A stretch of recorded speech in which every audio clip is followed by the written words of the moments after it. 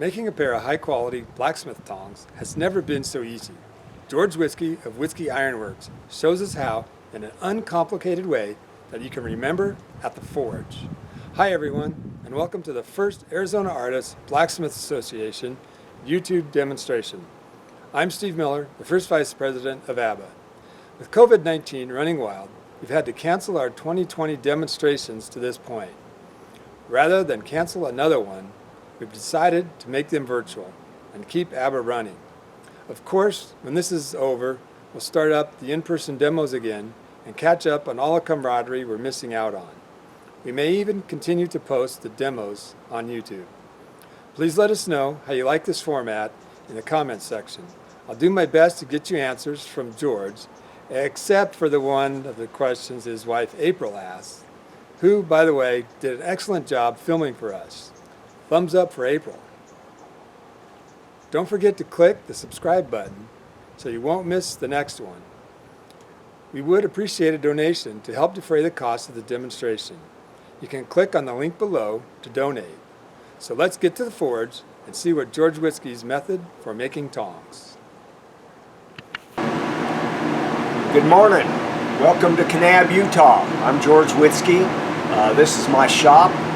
We're unfortunately didn't get to do the demo in Flagstaff, so they asked me to try videotaping one. I don't know how photogenic I am. We'll find out how this goes. My beautiful bride is doing the camera work, and so we'll see if we can put this together for you. Here's what we're going to do today. We're going to make 3 different types of tongs and a punch. So I'm going to make the punch first, and that's going to be for drifting our holes later. But we're going to do a couple of different style of bolt tongs. One that I normally do all the time.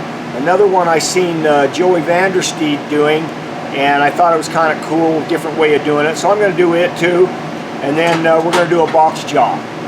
So first off, with the punch, I'm using S7. I got the fire going. I'm going to get a piece in. And we're going to get us a punch up and going.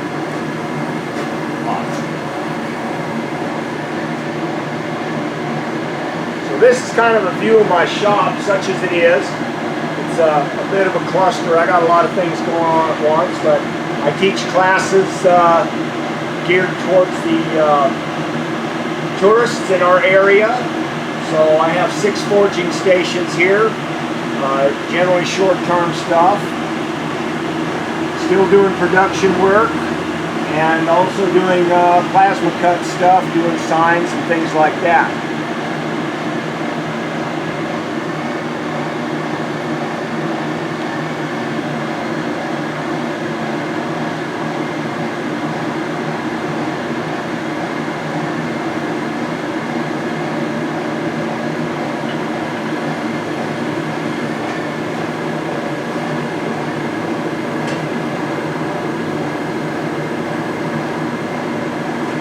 Get a little noisy here in a minute. I'm going to use the power hammer to draw this out some. And I understand a lot of people ain't going to have power hammers, so it's going to be good old-fashioned hand work. I'll be doing some of that too, but I'm going to try to make this, try not to get too long and boring on this.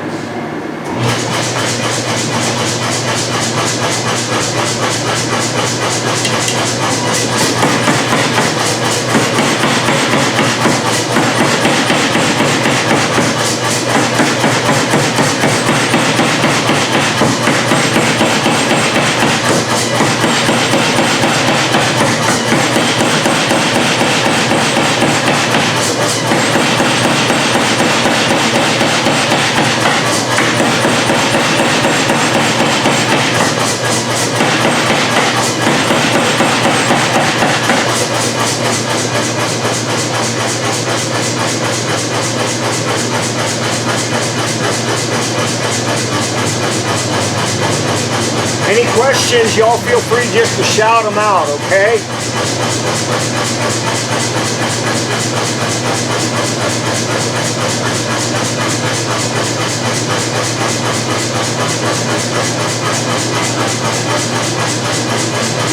As I said, the steel I'm using for this punch is S7. Pretty good stuff. I get it forged down what shape I like, throw it out on the ground, just let it air cool, and then I'll hit it on the belt sander a little to clean it up. We want it as smooth and round as we can get it because we're using it for a punch and a drift. So I hit this one a little bit with a hot rasp and cleaned it up some, but I'll end up cleaning it up a little more with the belt sander. When I get to making the tongs, they're going to be just hot rolled mild steel. Now, I know a lot of people have argument with that. They think you need to use carbon steels of different grades and stuff. I never have. I've always just used hot rolled mild steel. I've had good luck with it. I have less breakage with this than I do the carbon stuff. Every pair of carbon tongs I got in here have been welded back together because they don't hold up.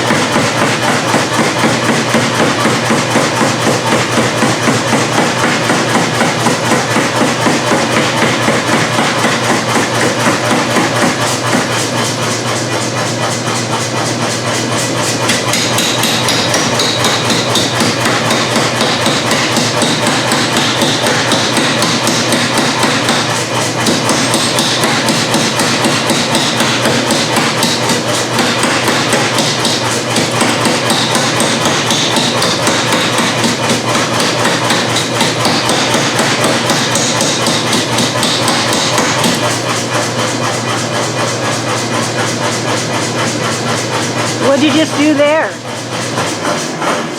You need to show them what. I was just using a little tool here because I've got my platen dies on here. They're flat. They'll put square corner marks on the steel. So I use this to so I can hit that angle and clean those up a little, and then I'll finish it off just hammering it by hand. But that helps kind of clean it up. I've got drawing dies, but I'm going to end up using square dies later on for different stuff in this process. So I don't want to be changing dies in the middle of everything.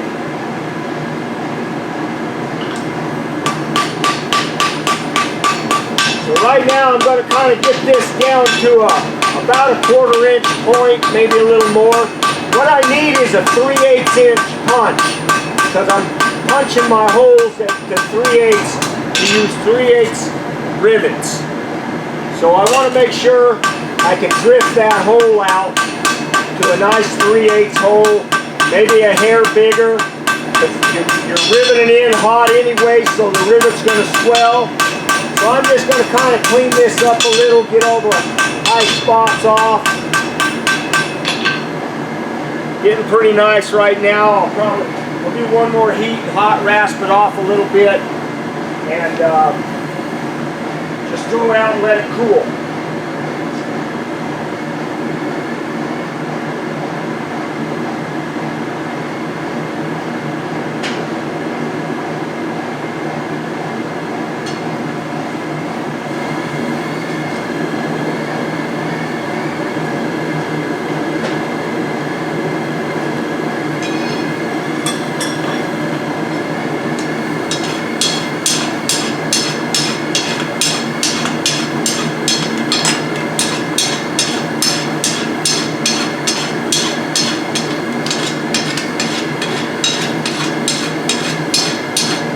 So this just kind of rounds it up, takes any sharp edges off. Like I say, I'm probably going to hit it on the sander, belt sander anyway, but I don't know, it's looking pretty good right there. I may not have to.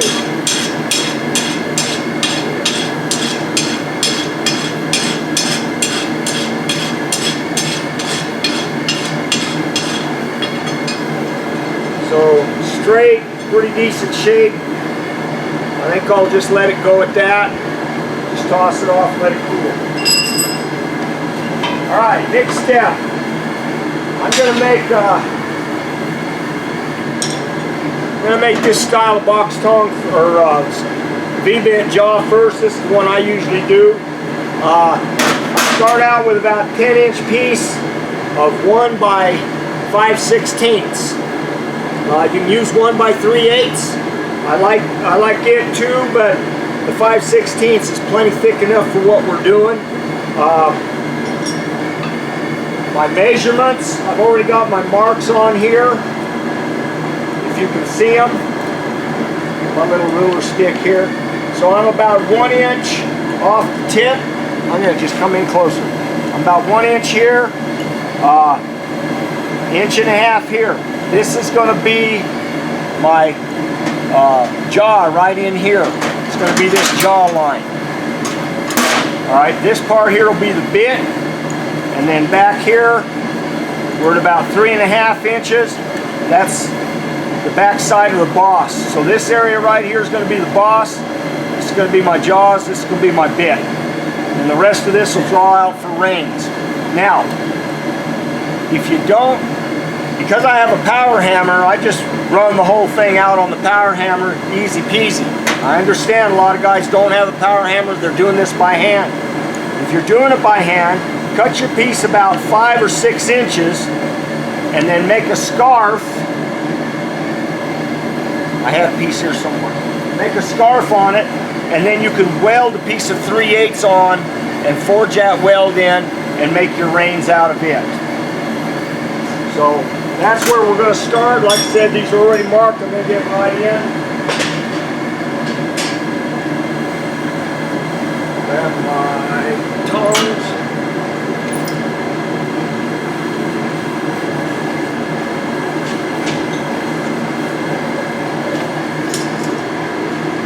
Still filming. So this is a set I started that I just scarfed them here a little bit. You would, at this point here, you would just weld on a piece of 3/8. Whether you want to forge weld it or whether you want to stick weld it, doesn't matter. You know, matter of convenience, what you can do. If you can't forge weld, then stick weld it by all means, and then just forge that weld in, and that'll give you your range you need.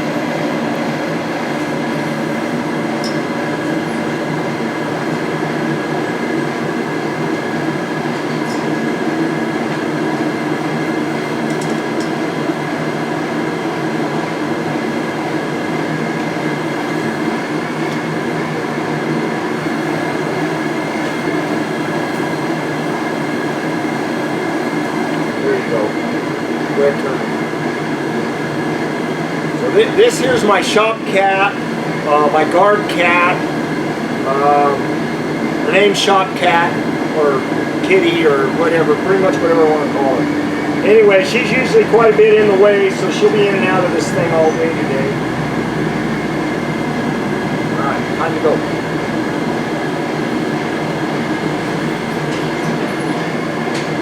Alright, so first step. I'm going to come to the edge of the anvil right here. I'm going to find my notch. I'm going to lay it on that edge. I'm going to hammer that down in. I'm going to make a notch in that. Keep up with it. Keep it kind of flattened out right there. Don't go too deep. Then the other side, same thing. I'm going to catch it on this edge of the anvil. Drive that down.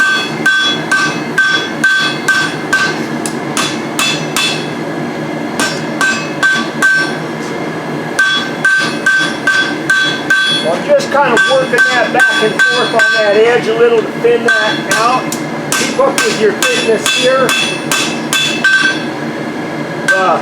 The longer your marks are between your jaw or your bit and the longer your marks are between your bit and your boss, the longer this jaw is going to be right here.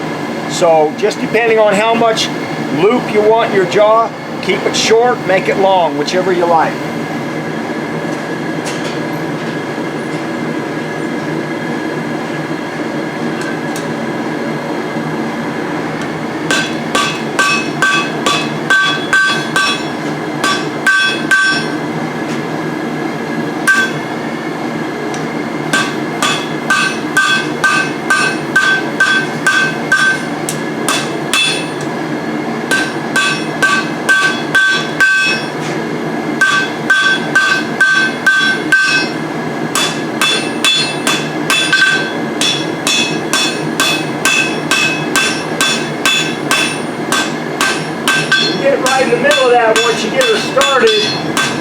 Be careful. You don't have any hammer control, then you don't want to get in here because you'll booger up either your bit or your boss. So try to keep that as clean as you can.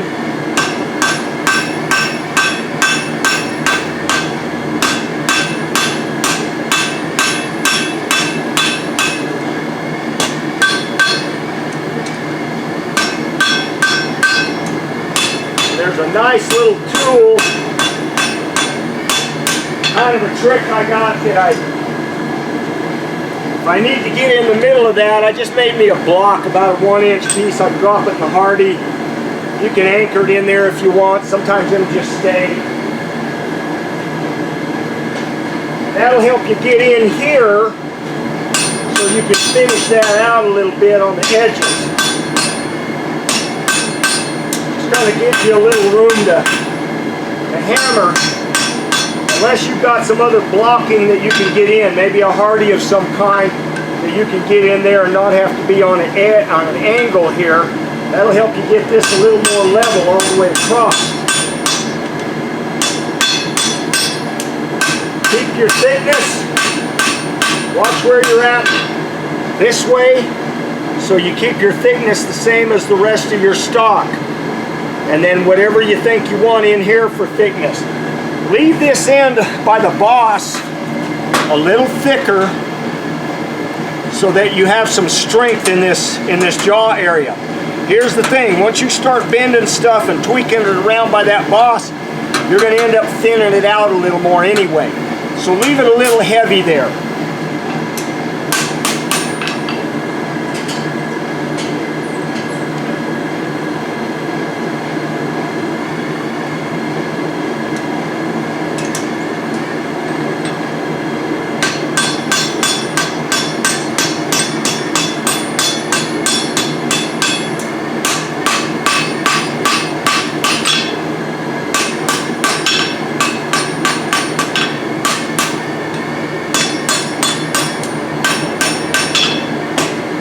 Then we're going to kind of square up this end where the bit's going to be.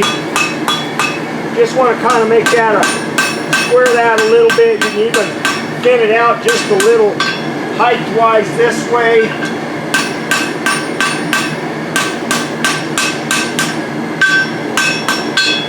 Square everything up.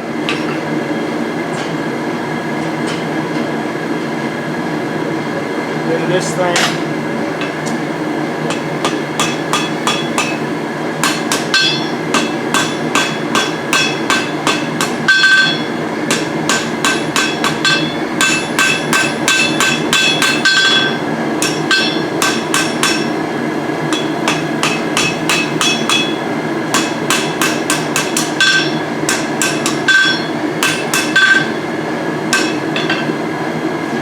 Check them to see that you're about the same length. You want to be pretty close in here. So this one here is just a little shy. I can widen it out a little bit more.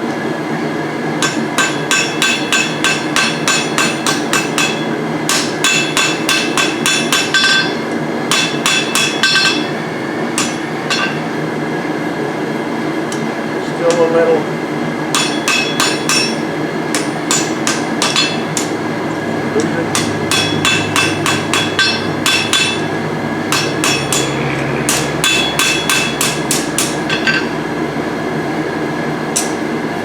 Okay, that's better. So take your time, play with it a little, you know, try to get everything lengthwise lined up to the same, where they're pretty close to the same length in here. About like so. Not bad. Close enough for this. All right?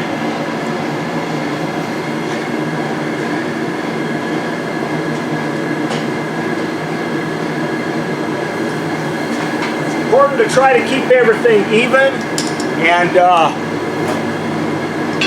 in proportion, so that, because you're making these both exactly the same. All right, same direction, everything. You're just going to flip them when you go to put them together. So you want to make sure you got good lengths on everything. Your jaws are the right length and everything. As far as your reins go, you can be off an inch or so either way. You just cut the ends and even them up. Even if your bit is a little off, just hit her with the grinder, square everything up. You'll be good. But try to get your jaw especially even so that everything comes out even on these edges.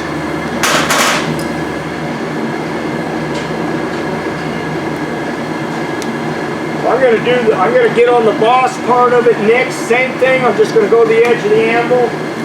Now what a lot of guys will do is they'll take a sharp, they'll either take a chisel or a sharp edge fuller or something like that. This isn't bad. This is no different than the edge of my anvil. So something like this would be okay. But where I've had the biggest trouble years ago when I first made my first tongs,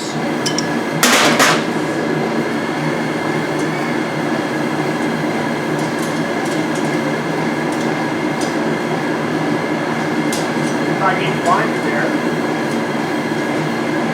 Well, I used to have some. I may have thrown them all out. What would happen is, if you cut with a sharp chisel or sharp mark in either one of these, you tend to get a cold shut in there. A sharp edge will leave a crack that will just keep going. You can't hardly stop it. So I like using a more blunt edge, a corner, or even something to use as a fuller that you can drive that down in and not leave a crack in there that's going to keep growing over time, because it will. Unless you file it out or grind it out, but by the time you do, you've started getting too thin. You've already lost integrity.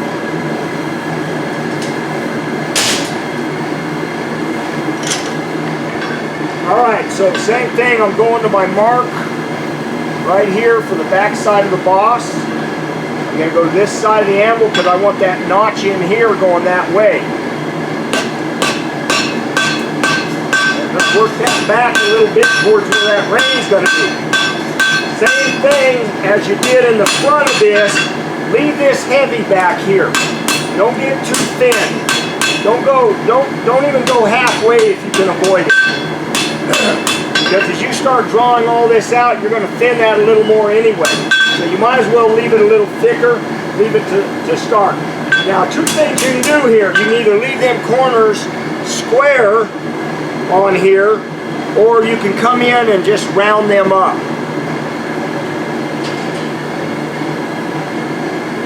It's all kind of aesthetics, whatever you like the look of. Function-wise, I don't think it makes a difference.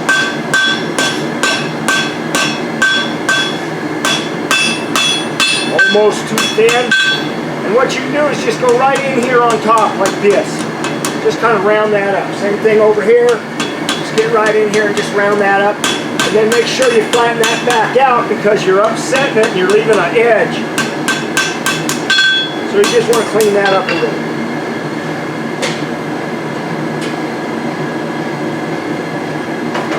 Same thing with this one.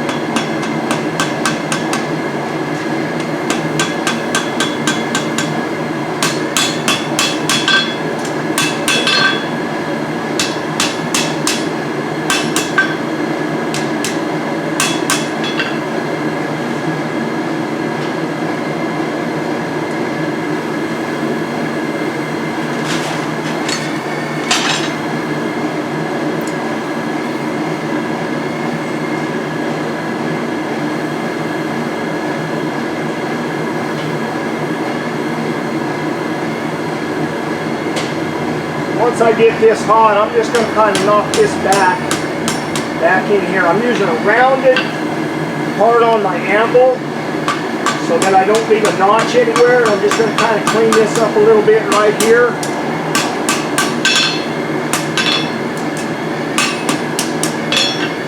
About like so.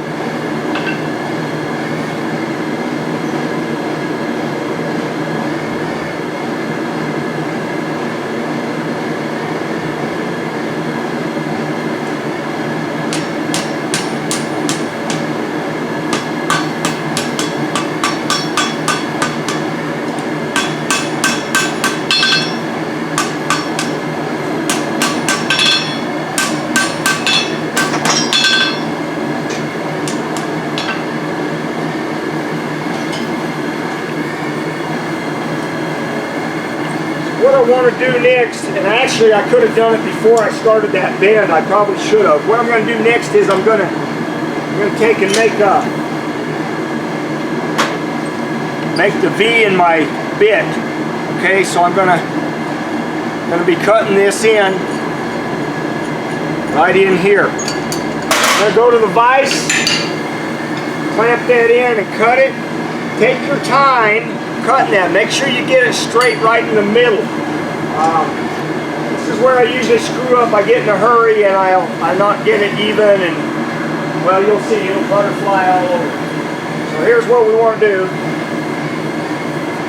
We're going to get right in here. Clamp her down good. I want to find the center best I can. I'm going to do it light. Just to make a light tap through here. Make sure my line's in the middle. And then I can start coming in a little harder. Try to keep your chisel straight up and down best you can. The other thing is,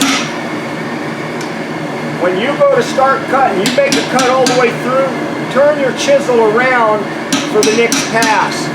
Because what happens is, no matter how good you are on a grinder, you're not going to get that angle on both sides of that chisel the same. So if you're turning your chisel back and forth, you got a better chance of staying in the middle of it. So I've got it started. Like I say, not much of a hurry. I'm just going to get in there and get my first line going. I'll take another heat and take it down to the depth I want. Now, depending on what size of bit I'm making, whether it's 1/4 inch, 1/2 inch, 3/8, 5/16, or 5/8, I mean, 3/4, that's going to be how deep I cut this. Now, I've found that if I cut this right about 3/8 deep or so, I can use that 3/8 bit for both 3/8 and 1/2 inch bar stock. So you kind of save yourself having to make a whole lot of different sizes of tongs if you'll do that. But if you really like making tongs, then make one for every size of steel you're going to use. It's really good practice anyway, but you can if you're in a hurry, you can make one tong that'll fit for several sizes. So I'm right down the center, pretty close.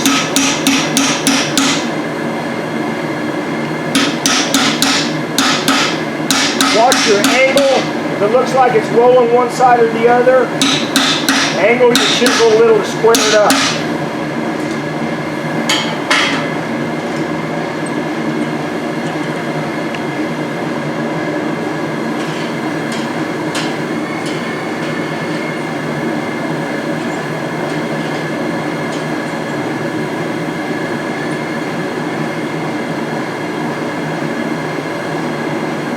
Like I said, take your time.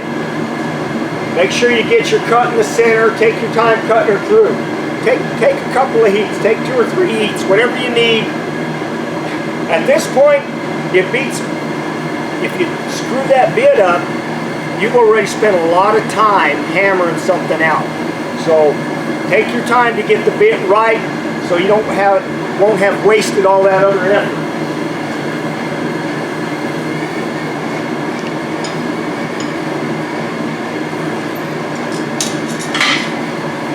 So again, you can kind of mark your chisel, you can eyeball it, whatever it takes you to know your depth.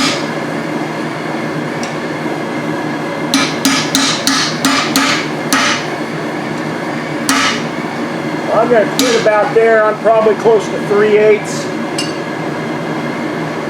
depth-wise. Oh, 1/4 inch or so. So I could go a little deeper.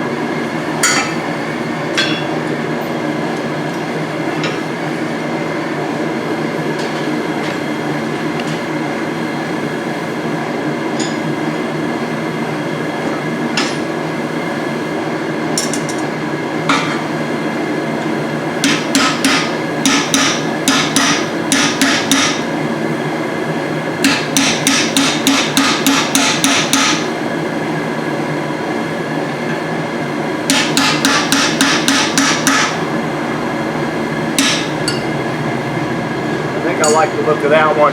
I'm actually right down to my jaw right there, and I'm right at just a little over a 1/4 inch, so that'll probably be good.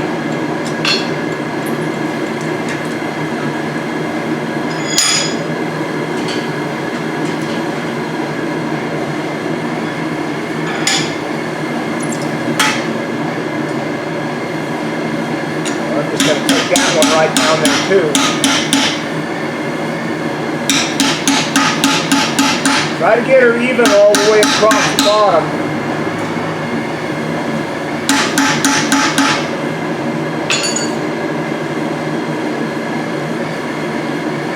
Yep, pretty close.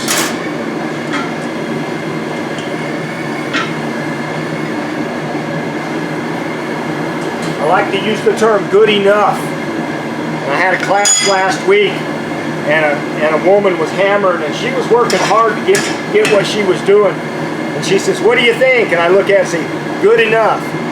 She didn't like that. She thought that was compromising. And I said, no, this ain't rocket science. This is blacksmithing. It's good enough.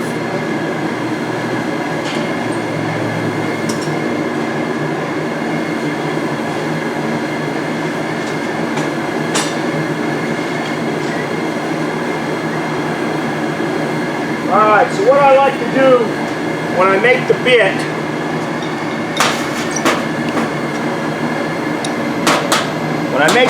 I like to take a piece of bar stock, whatever size I'm going to do, 1/2 inch, 3/8 inch, whichever one. You can do either or, because this set of tongs right here will work for both.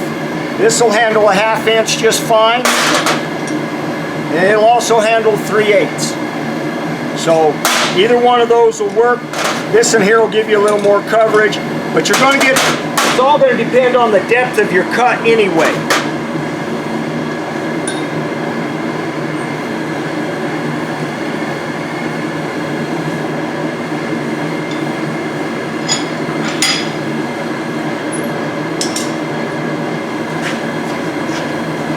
Get right in the top of it, straight down.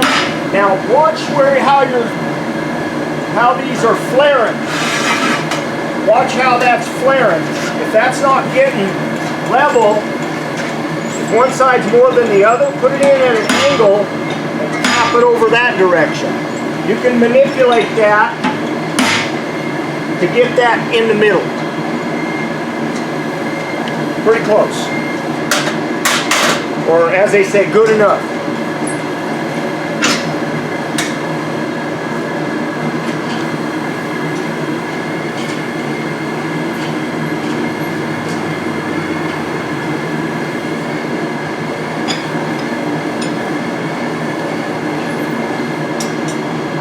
Sure don't grab the hot end. Straight down. Take a look at it. See if it's going straight. If you have to, you just mash it over a little, one side or another. That looks pretty good.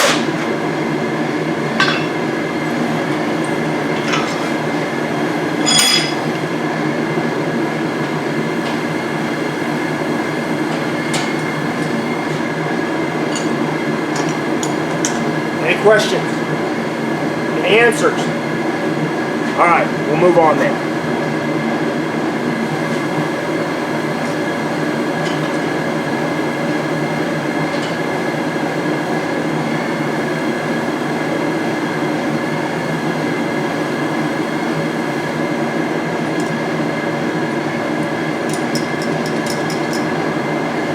Next, I'm going to go ahead and shape my jaw in here. Get the bit all set, fairly close.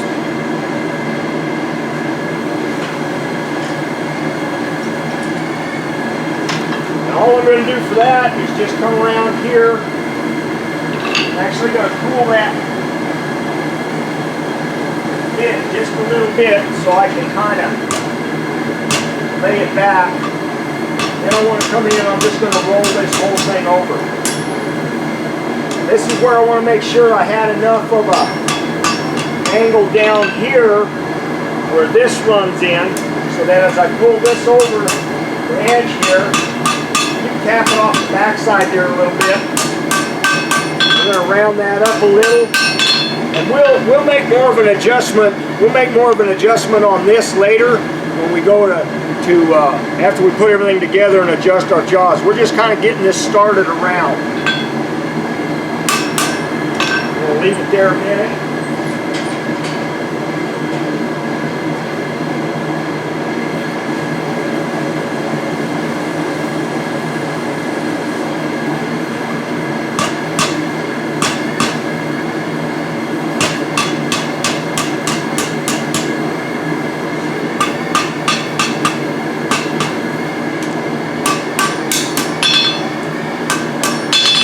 Pretty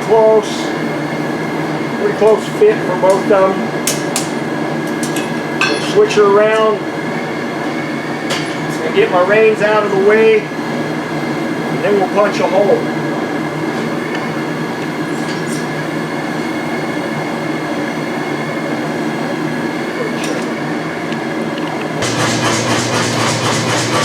Alright, I'm gonna pull the reins out real quick.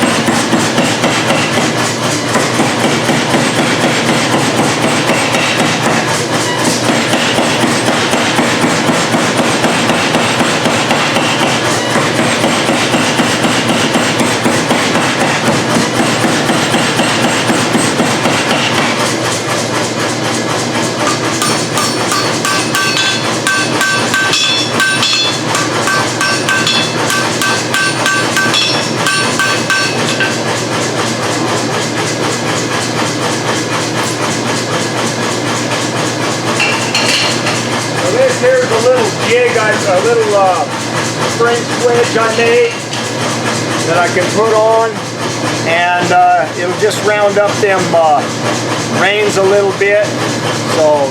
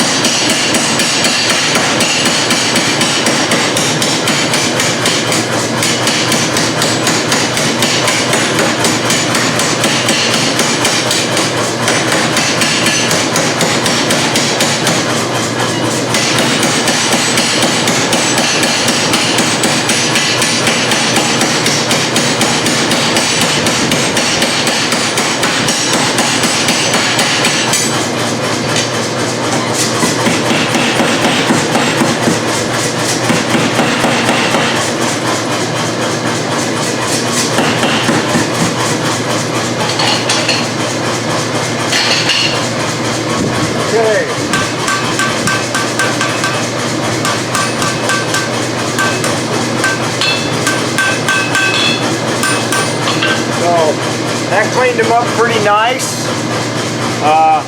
Got a nice little round to them, and everything kind of flattened back out down here.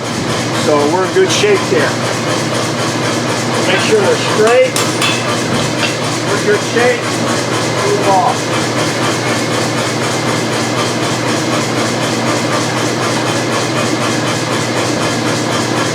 It's like camel.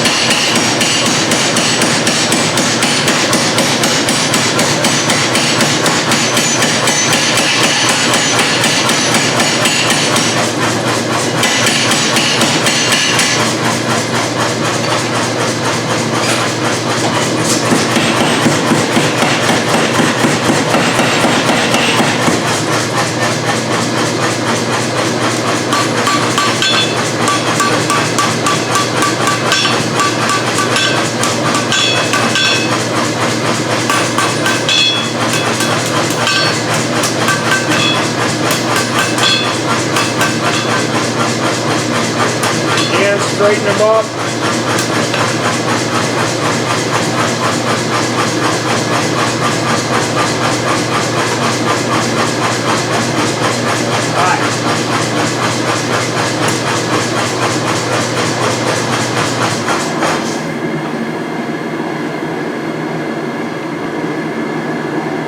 All right, we're going to punch some holes next. Just get our hole for our. It got hot. Get our hole for our pin that we can put in. So this is the punch I did a while ago. I cleaned it up a little more on the belt sander. We'll see how it works.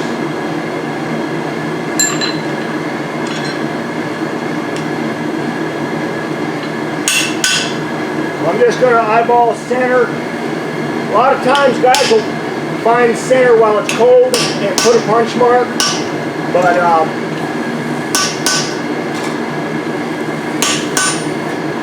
you like to live dangerously. So what I'm doing, I'm cooling my tip.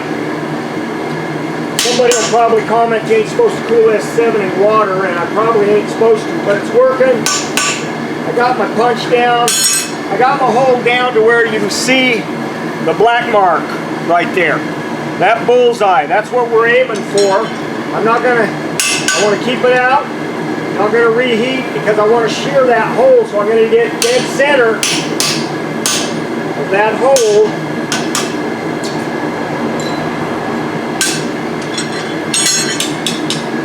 Well, I knocked her through, which I did. There we go. Okay, so we got a good clean hole. All right, pretty much center, you know, eyeball it on there, or like I said, use a center punch and make your mark. Okay, I'm actually going to get this out of the way. Same thing here, find center, get her started, couple of hits.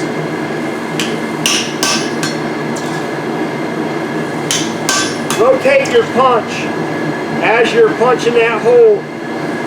Do a couple of hits. Next time in, rotate it a little bit. Same thing as with this.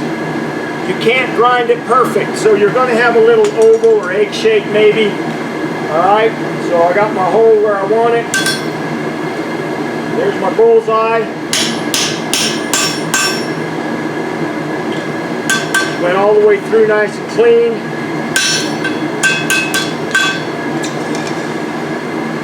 Got another hole. All right, pretty centered, looks good. I'm happy with that.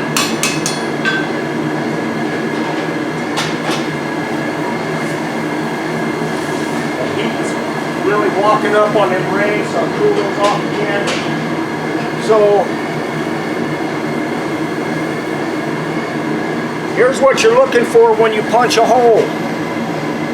All right, you saw how thick the material started out. That's what I hammered it down to by the time I flipped it over and punched the hole. The idea is you hit it while it's cold on that other side so that you shear it. Because if you reheat it and then try to punch it through the other side, it's going to work like a rubber band. It's just going to keep stretching back and forth. So you want to shear it. You want it cold so it'll break.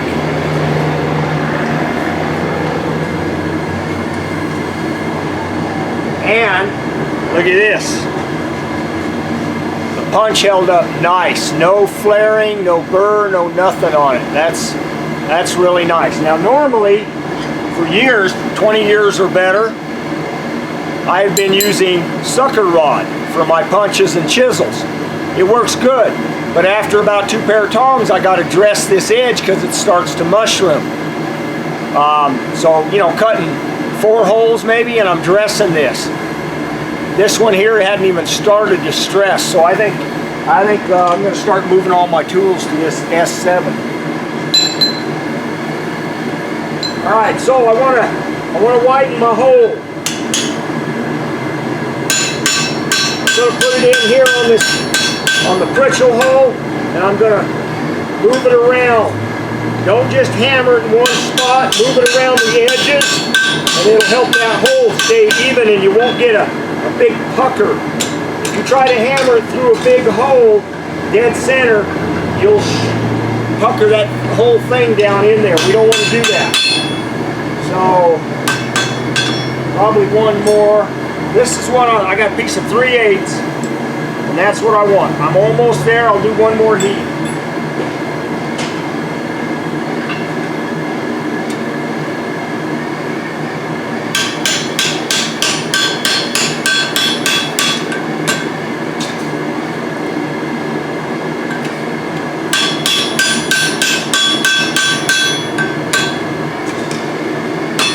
Keep it flattened out because it's gonna make a little bit of an edge from drifting it through, so keep it flattened out.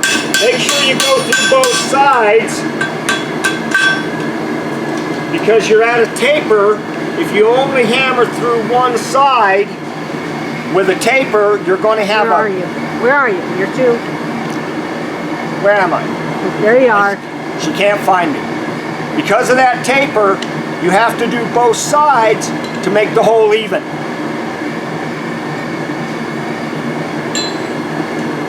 Alright. Good.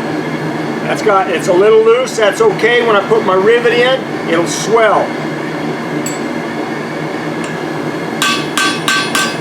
So this one's good, I'm just going to leave it out.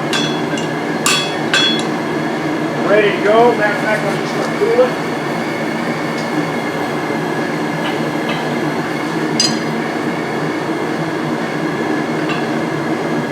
Dress this one just a little more. You can look in that hole and almost see which side needs to be drifted out a little bit. You can see the cone shape. Pretty good. Here more. Remember, it's okay to make this hole a little oversized because when you heat that pin, heat expands, cold contracts. So when you heat that pin, it's going to be over 3/8 in size. So make your hole a little bigger, it won't hurt nothing. Pin will swell and fill that hole. Alright, so what I do, take a piece of 3/8 rod, and I'll just go through and heat it up, and I'll just cut me off a bunch of these about 1.5 inches long. Like that. Okay, I got a can full from the last time I made tongs. I like to have a little more rivet hanging out. No real purpose other than I think it looks cool, so I leave them that way. I like them a little beefy looking.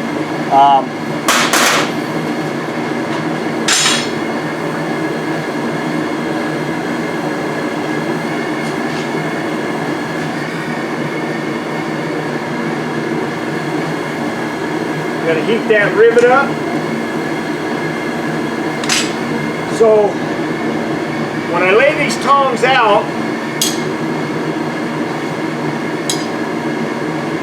I want to lay them out left to right. I want my right to go over the left, okay? I got a pair here that are backwards.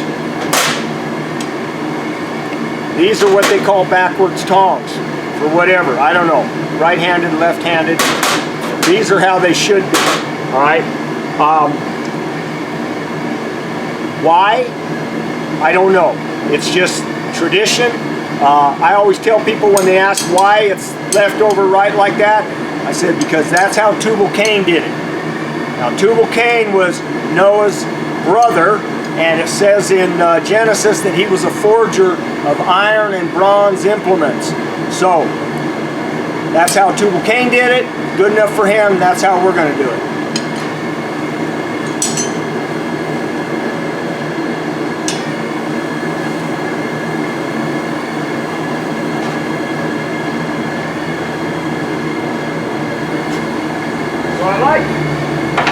I like to use a little bit of a bolster so that when I drop that pin in on the anvil, I've got some space there. I'm not just putting it in the tongs and the tongs are flat and I end up with this much rivet on this side and this much on the other side.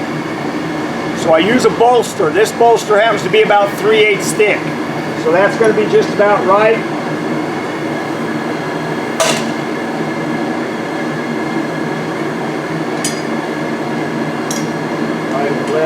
Okay.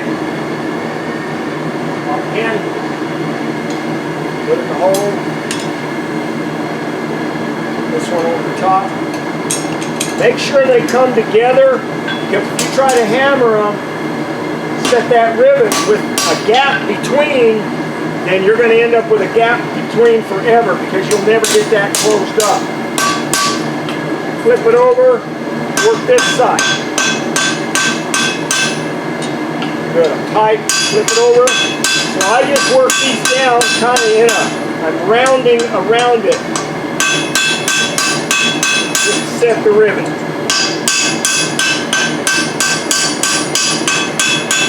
You can hammer that rivet pretty cold, it'll be okay. Don't go too cold or you'll end up cracking the edges and it'll look kind of yucky, but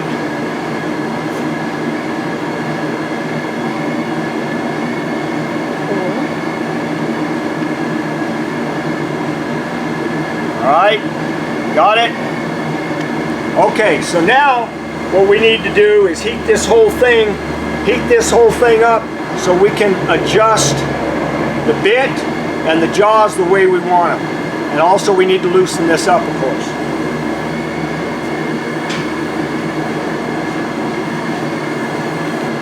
Alright, so I'm about ready with that. Got these jaws heated up. I'm going to use the 1/2 inch to set my jaws.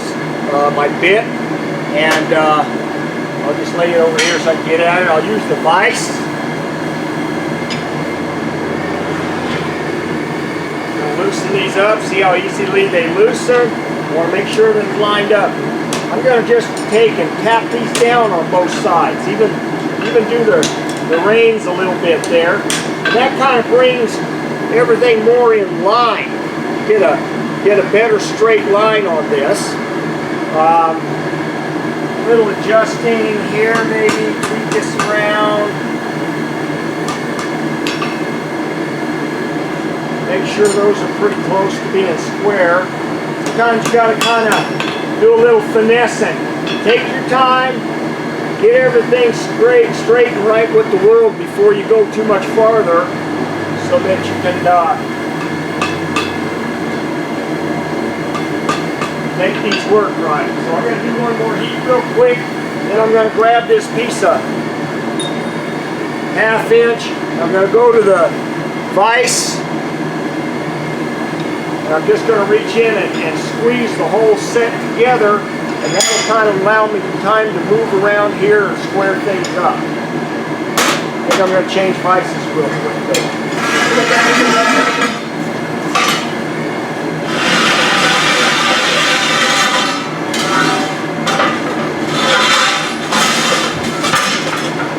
I like my big vise for pounding and setting stuff, but jaws don't line up quite as nice as this one does. So. All right, here we go. Just reach in and grab this if I can get a hold of it. Squeeze her a little bit. Should already have this open. Try to remember to have your tools all set up before you go. Okay, so I'm a little off to the left on this. I'm going to tap her over a bit.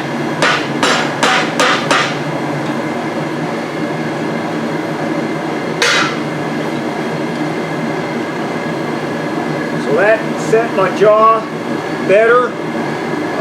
Everything in here is pretty decent. Not too bad with that. I think I'm going to leave it at that. Put them in the slack tub, work them. Keep working it while it cools off.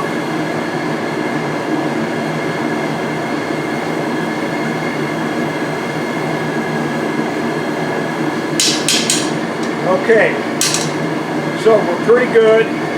You'll notice I can make a little adjustment here. I'm a little shy on this side and the distance is down here a little different. So, you know, there's some tweaking could be done, or you can just take it to the grinder and even up the ends. That's pretty close. That's not a bad set there. It will handle 3/8. You're a little tight here, so we might make an adjustment in here, but it'll take 3/8 and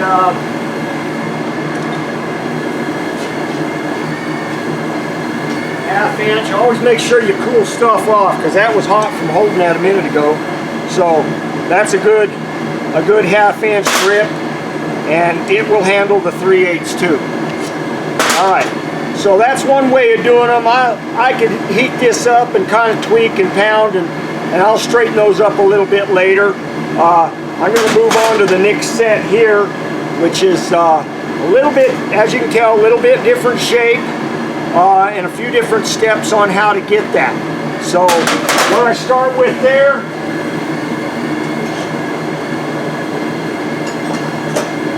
same size of steel. I'm using 10 inch by 1 inch by 5/16. I have my marks a little bit different.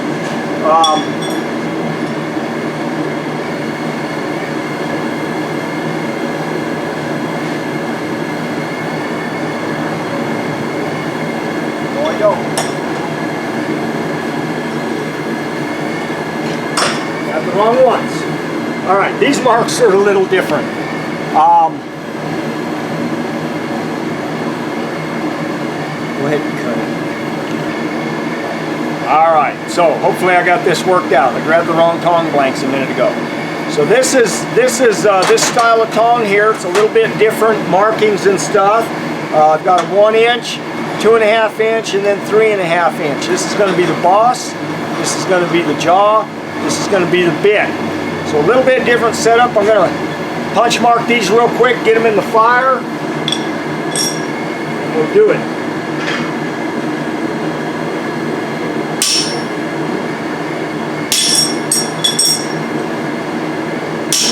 So punch mark.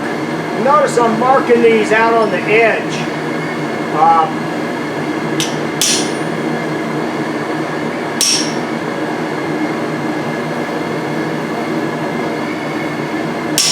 Because that's where I'm going to be cutting, making my marks to cut in on the anvil. So I want them on the edge. Plus, they're easier to see, because you'll notice there's a little bit of a swell from that edge. So when they're in the fire and this stuff gets really hot, it's kind of hard to see. That's also why I use a square tip for my punch, because it makes the mark easier to see in the heat. But if you're on the edge like that, it also gives you an index there that you can see just by profile.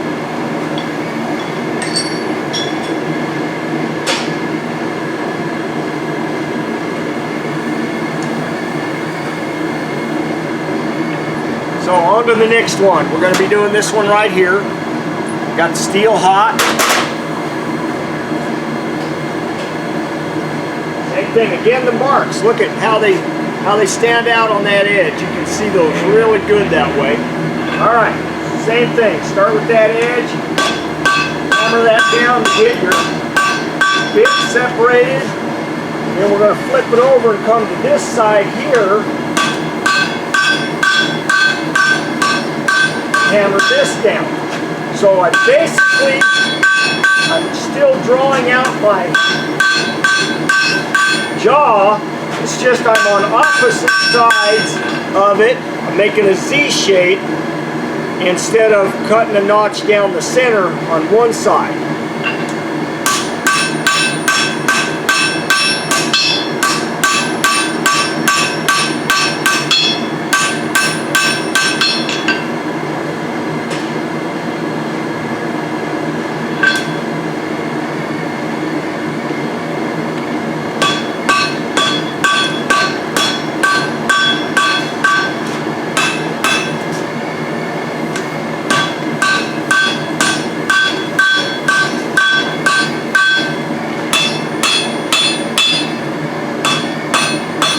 One thing I haven't mentioned, I probably should, when I'm hammering here to get this notch and this notch, I'm doing a half face blow.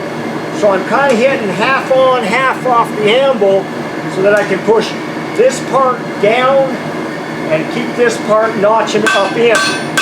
So out here when I start that, I'm half on, half off, same thing over here.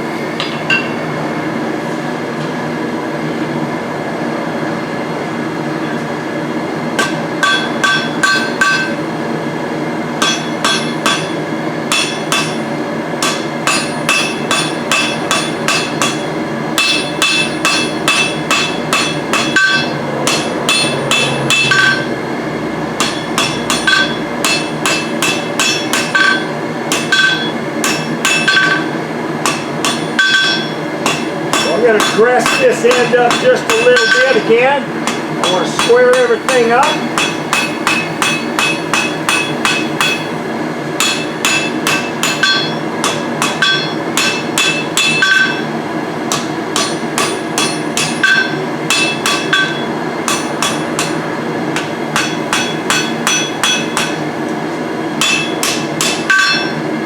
Watch your thickness.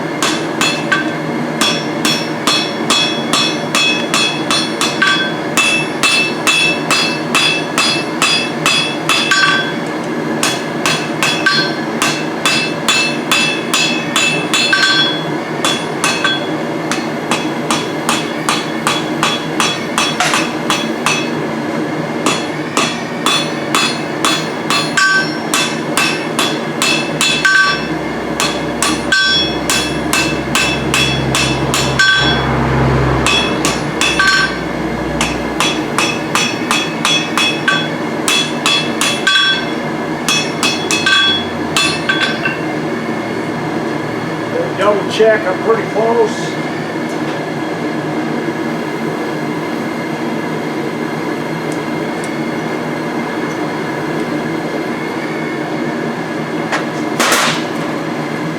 So I'm pretty close on my length on both of them.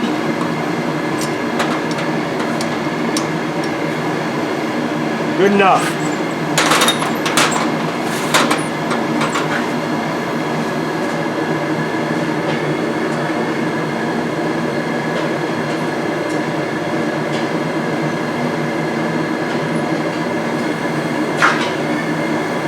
Get these hot, then I'm going to work my back side of the boss where I can work out my reins eventually. But I've got this part up here done now. You can change measurements on your stock to whatever you want for a jaw in here. Shorter, longer, whatever you want. Experiment with it. I find 1.5 inches is plenty, gives you plenty of jaw length. personal preference, I guess.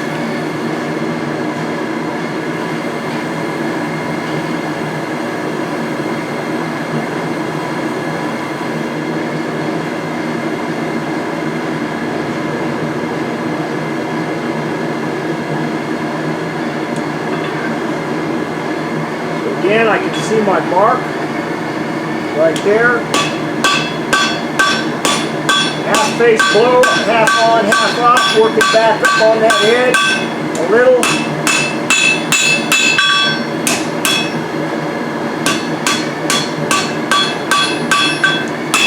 Make sure when you're using that edge that you're putting enough pressure here to keep this from bouncing out. Most people, where they make a mistake, is they let them bounce and then they hit it the second time and they chinger up the boss or whatever else they're working on. So you want to make sure you're keeping it locked in.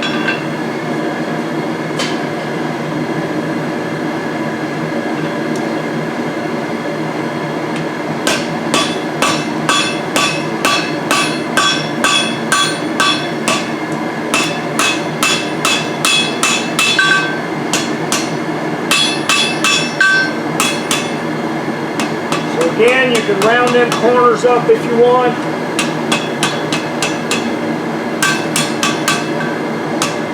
Make sure everything's flattened back out.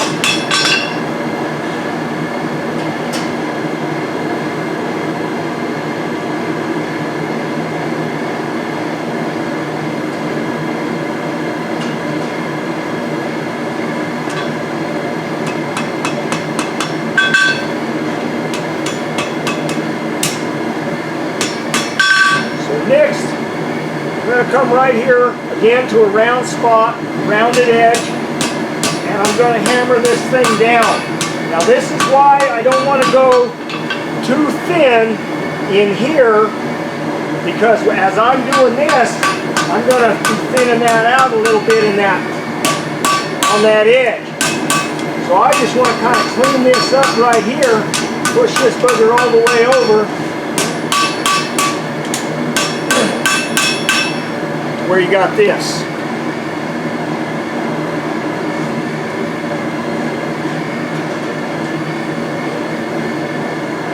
So again, laying it down right here, sort of a round edge, where it's pretty much right in line, and I'm going to knock that over, push it over, and then I'm going to kind of fold this all together. I'm just going to kind of work this back and forth around here. Draw that down over that. Then you clean that up a little. And you notice I got a little bit of a notch right there from going over that edge. Not a biggie.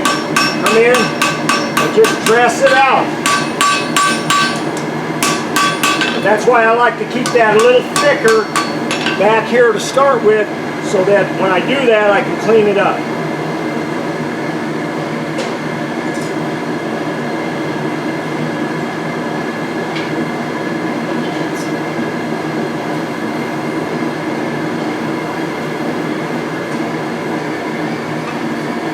The difference with this tong is, on the other ones we did, we cut our notch across here. This one, we're actually going to cut our notch on the end. So that's why we wanted to square everything up at the beginning,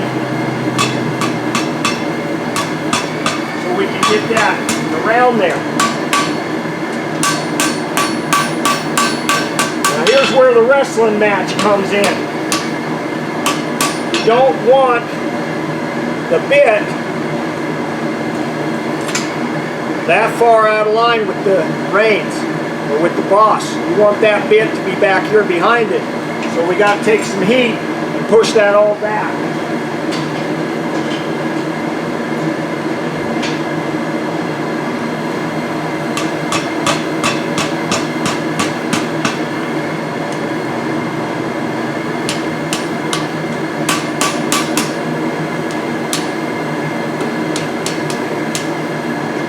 You can come in, do a little dressing, whatever you need to do. Get it where you want it. So that's a little better. That one's back behind the boss and the reins a bit. So that's what we're after. Put everything up, drop the tools.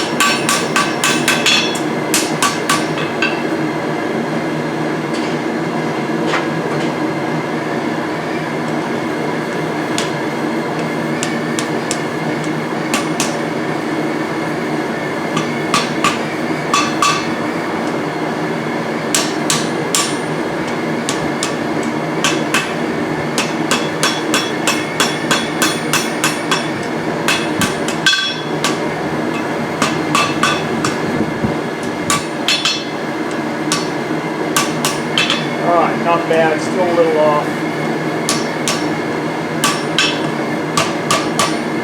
Okay.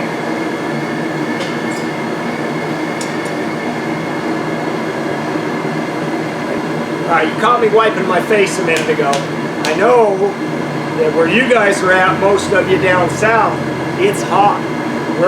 We've been upper 90s here, I think we're 98 today, so it's a little warm. At noon. Alright, back in the vise, same thing. Watch where you put your chisel. Go light first, make sure you got a good straight line. If you don't, at this point, you can move that line before you start getting too deep.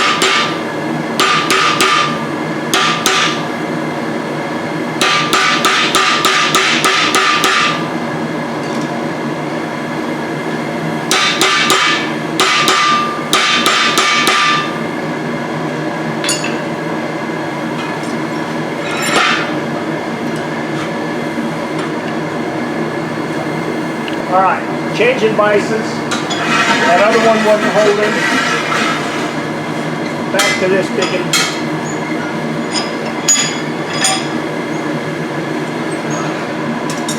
Again, make sure you get right down the center.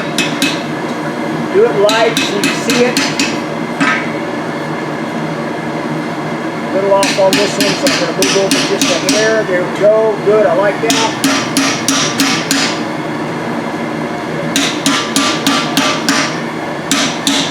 Look around the front, see where you're at. Make sure you're going in straight up and down. And you can look at the back and see the same thing.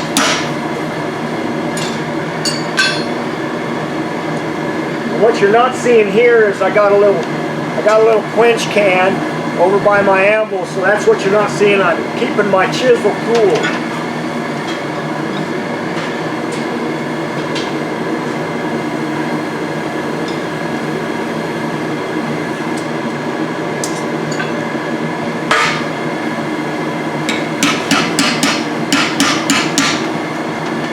This one got a little crooked. I'm going to lean her way over and try to straighten it up.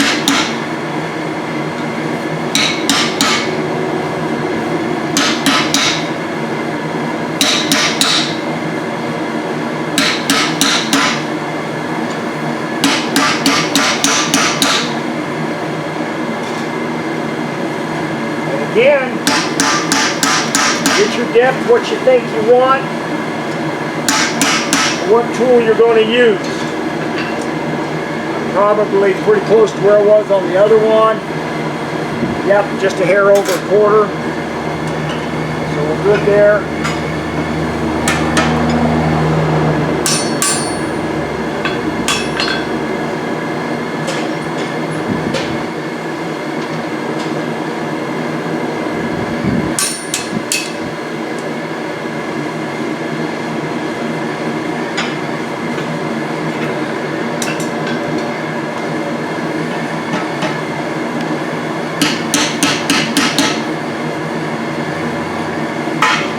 I didn't get this one deep enough in the vise, so it's wanting to bend on me. So make sure you get it down in there where you can get a good grip.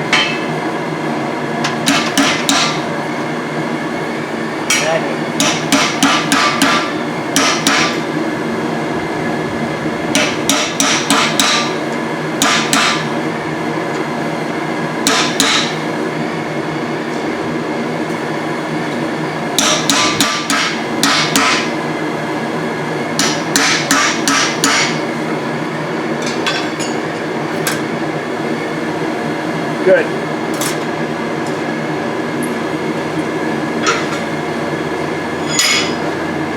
Alright, you probably saw me lay my hammer down and pick this up. Broke it. This is a little magnet that I keep a piece of magnet on my vise so that when I'm laying tools over here, they don't fall off.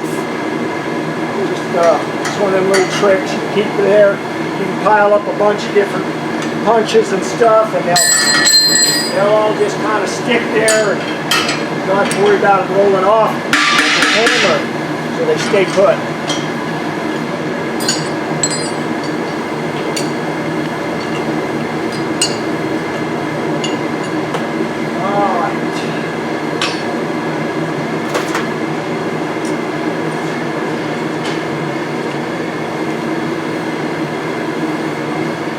Again, we're going to do the same thing as we did on the other one. We're going to get in here. We're going to make our notch. Knock that over a little because I can see right away.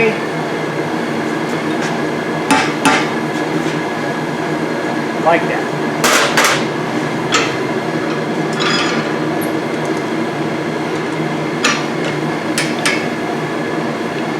So, nice and square.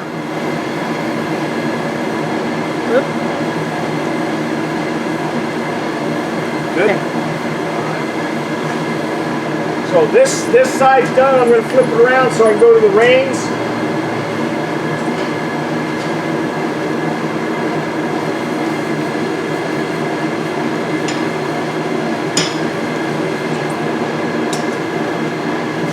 Remember which end's hot before you pick it up.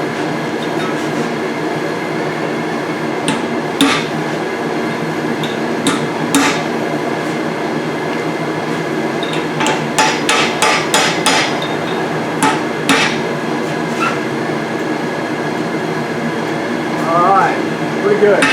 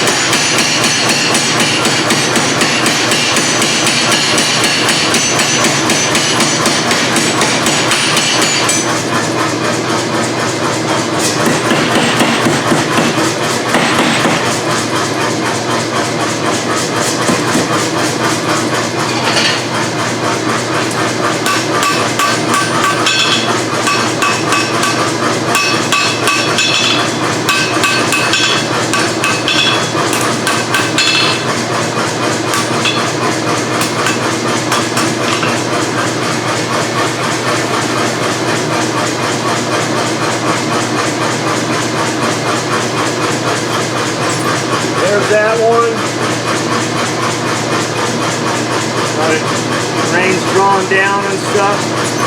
And again, if you like longer reins on your tools, just add an inch or whatever to your bar stock. If you're doing them without a power hammer, you're going to do this anyway, then just make the rein however long you want it.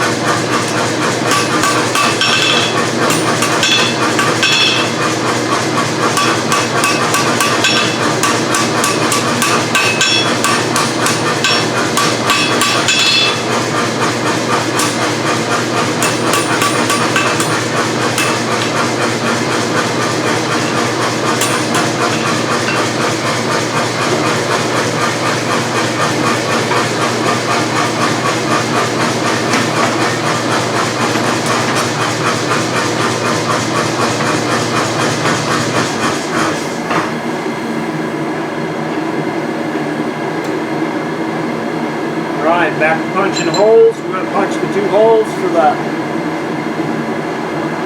rivet.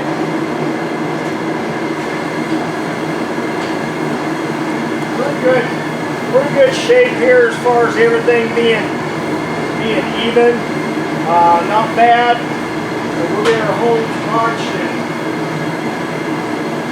and then we can set the jaw like we did the other one using a piece of bar stock.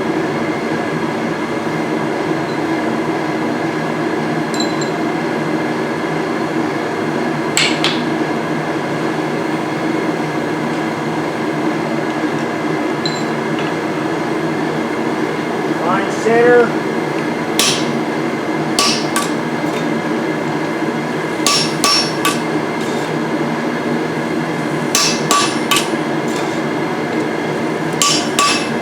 Bottom out, you can feel it, you can hear it. Got a really nice black bullseye there.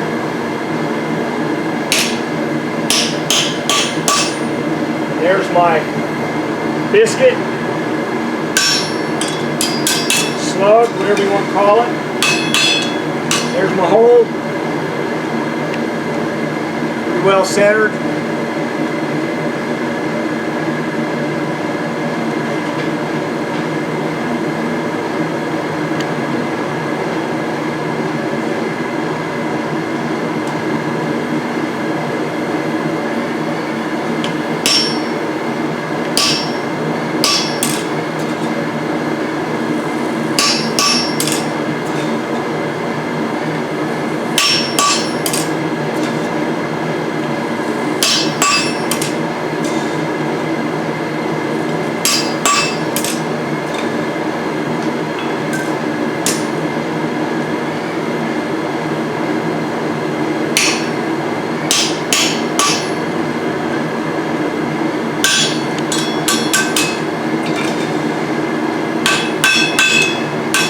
Another good hole right there.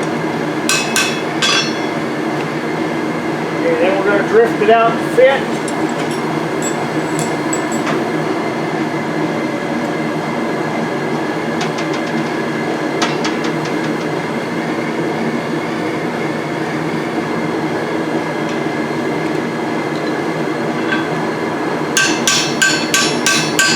Remember to move it around.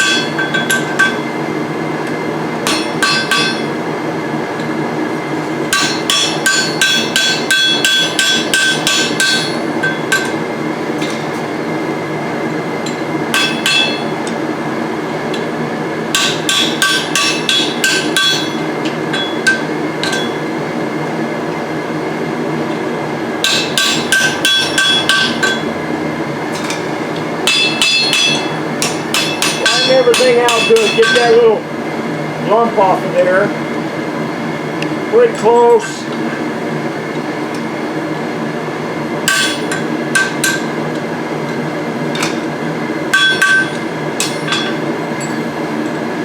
Like it. That'll do.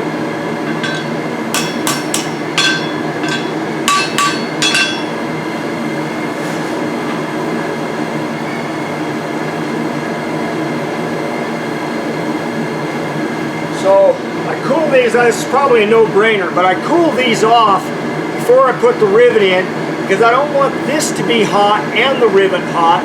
They'll both swell. They'll both move and stretch. So I cool this off to put a hot rivet in, and that way just the rivet swells, and then we can make our adjustments by reheating the whole thing together.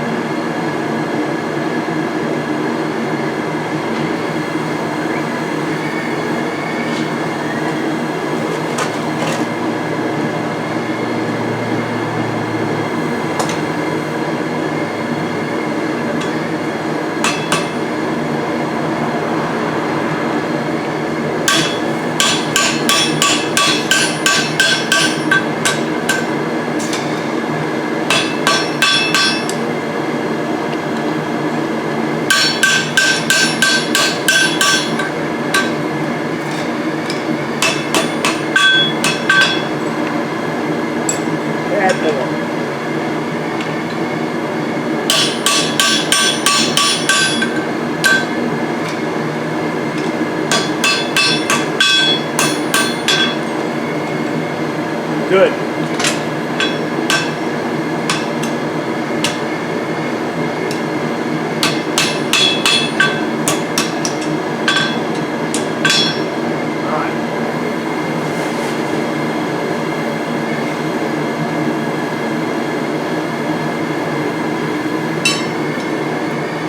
Okay, bolster again.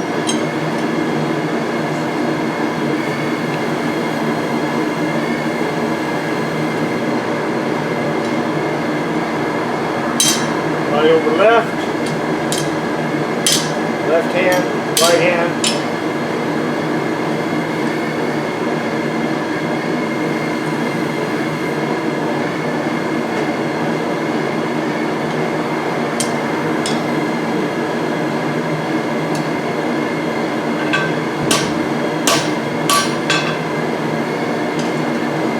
Again, make sure you're close together.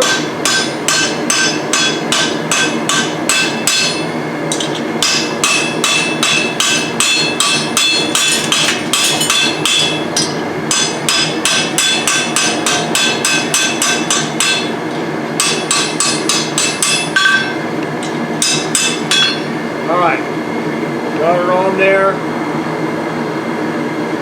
riveted nice and tight. We'll get her all heated up, loosened up, make our adjustments here, and then do the same thing with the bar stalk and the vise.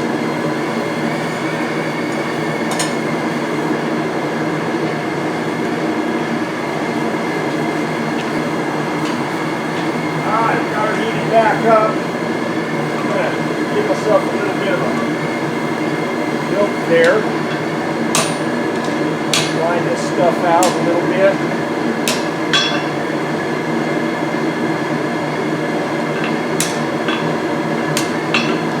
These are good.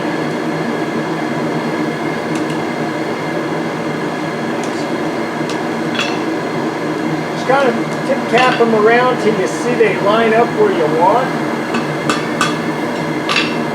They're kind of close together where they're going. I'm a little cockeyed here. I'm going to knock that down a bit.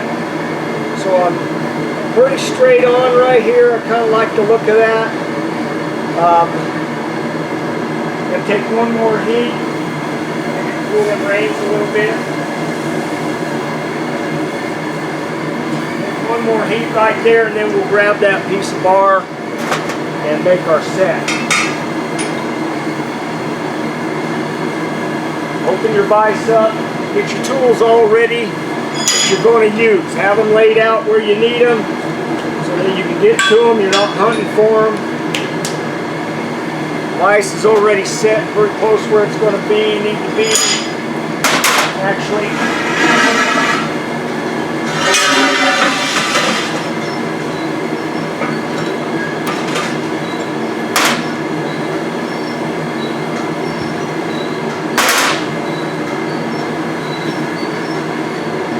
grab that piece.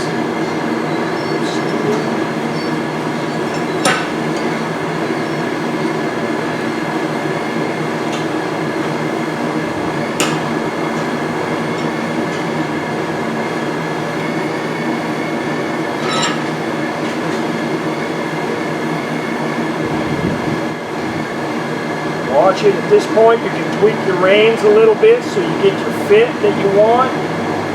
Remember, if you're going to use this for 3/8, you want to leave yourself a little more gap. Line everything up.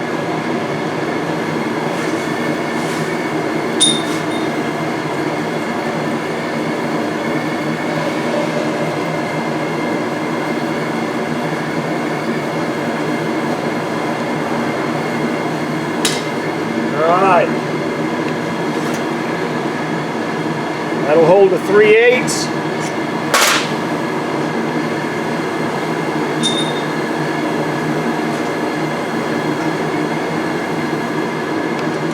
And the half. So you can tell quite a bit of difference on how the jaw sets on these.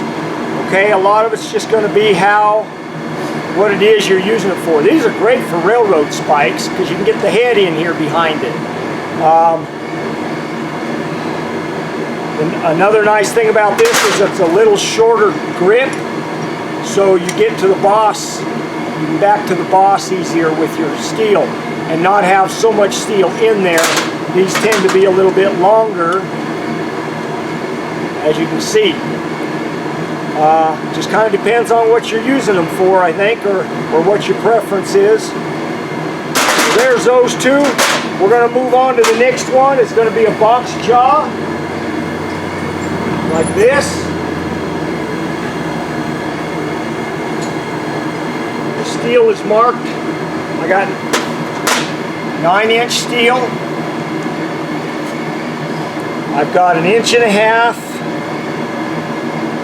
to the first mark, and then I got about 1.25 inches for my boss, and I'll show you why, because I'm going to make a fuller right here, and that's going to eat into my boss a little, so I want to give myself a little more for the boss. Again, this is 1 inch by 5/16. I'm going to make a 3/4 inch box jaw.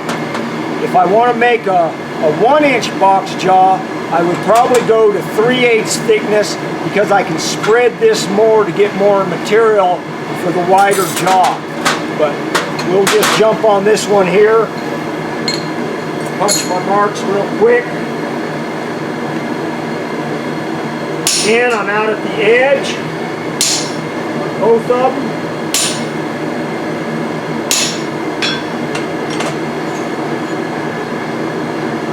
Into the fire.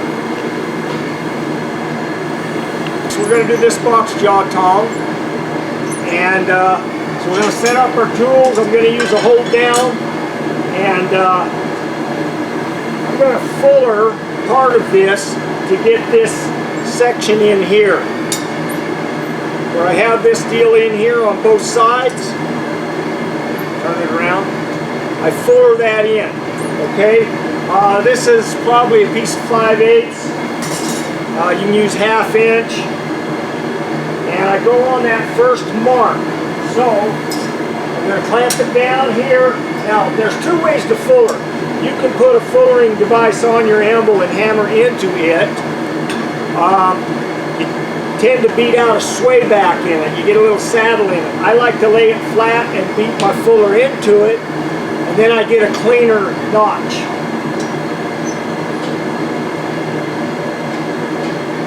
So there's my marks. See them pretty good. I'm going to stand this up on edge. I'm going to lay my fuller right in the middle of my mark.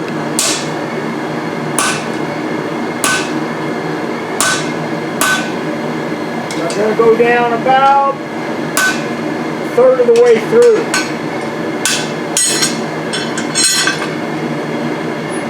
So we got this. Alright? It's also thickened up where the fuller was. We want to clean that up.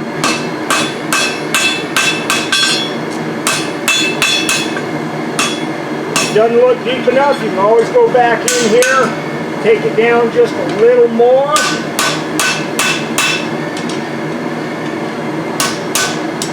don't want to go too deep because we're going to draw this down later. Just make it square. I'll show you what I mean in a minute. And if we start out too deep, we're going to end up too thin in here to start with.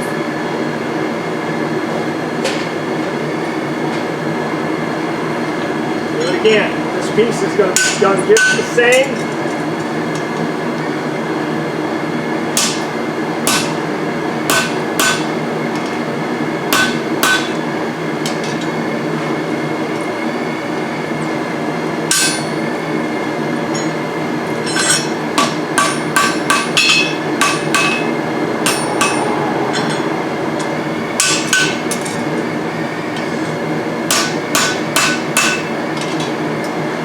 Clean it up, go ahead and hammer that back in a little more, get that cleaned up so you got a nice fuller about a third of the way through.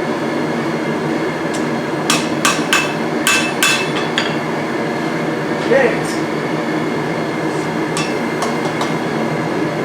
Next we're going to go over vise with this.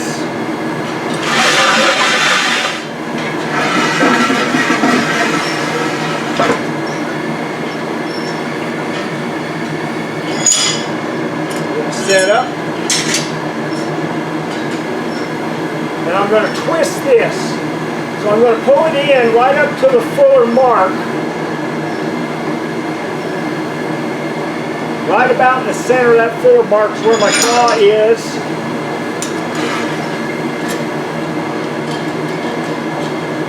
And I'm going to twist to the left, this way. Alright, so this is what we have. We're pretty much parallel 90 degrees to the twist. Make another heat. We'll do the other one exactly the same. Because remember, we're making the same part twice, sort of, so that we can mirror them and make them match. Make this a pretty tight twist. If you get too tight, you'll end up, if you get too tight, you can leave cold shuts and cracks. So give yourself about 1/4 to 3/8 inch from where the vise is to where you put your wrench to get your twist.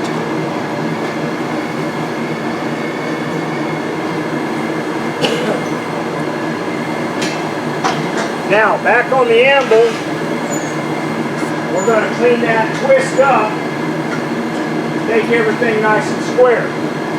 So I'll go to the off side here, hammer that down, come to this side here, and I'm just going to keep working this back and forth. Try to find a round spot, go to the horn if you have to get a good round spot.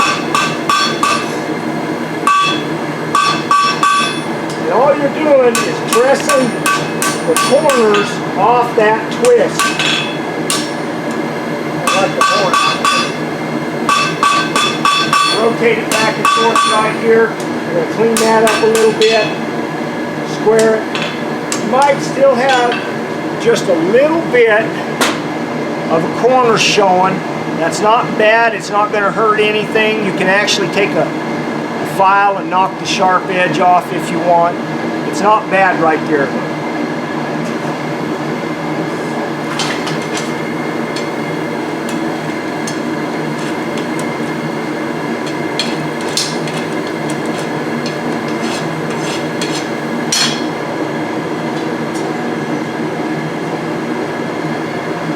Alright, same thing. Press that up. Don't over hammer it. Okay, this is where you get in trouble. Why I said go only 1/3 of the way through. Because you notice how deep my fuller's gotten already. So starting out 1/3 of the way through, I'm already halfway down. So you want to watch that you don't get too deep to start with, or that'll thin out too much I did a class in here earlier this year, a tong making class, and one of the guys over hammered this, and by the time he got his rivets set and everything, this end of his tong just fell off. So you want to watch that.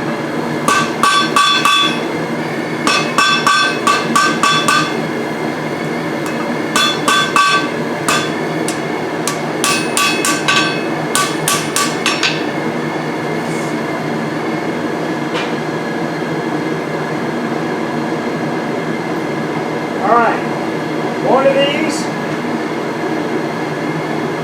we're going to draw down a little bit.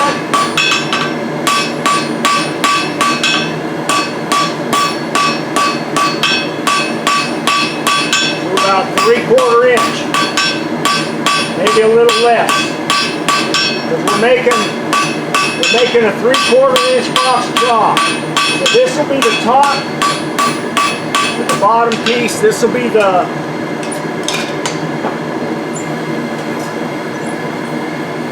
drops. This will be this piece right here that I'm hammering right now. Okay? The flat part.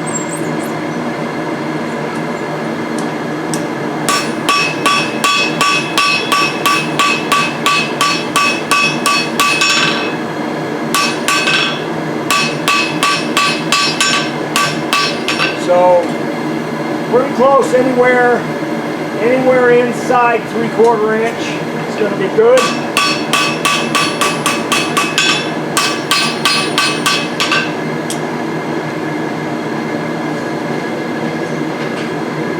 This one here,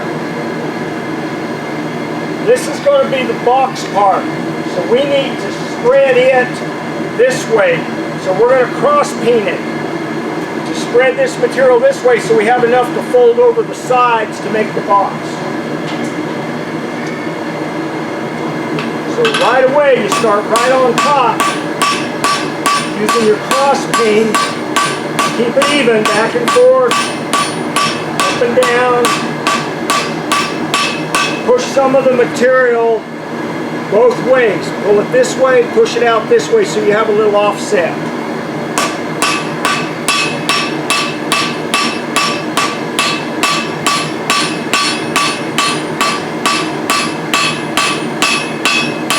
Try not to get too high up into here, hammer in here. Stay down below this so you don't thin this part out any.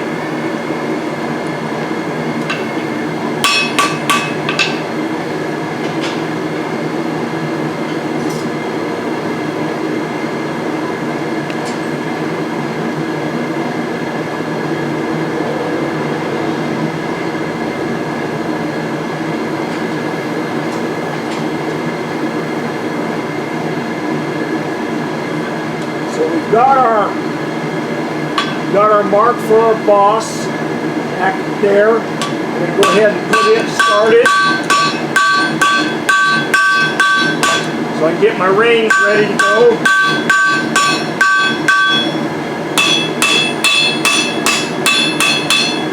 And again, you can round up your corners if you like.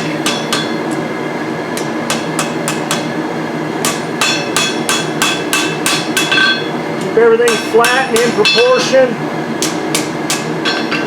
If you start walking your twist out a little bit, you can always come back in. You can see how that's at an angle. You can always come back in and make a little adjustment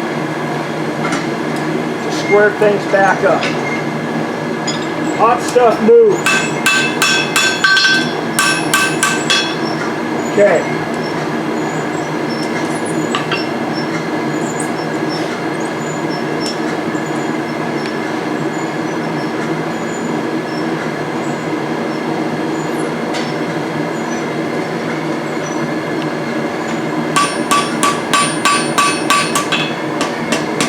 This up a little here,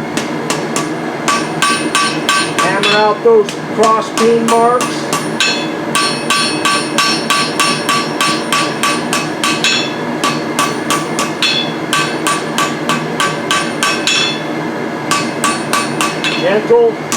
Gentle in here so that you don't thin that out.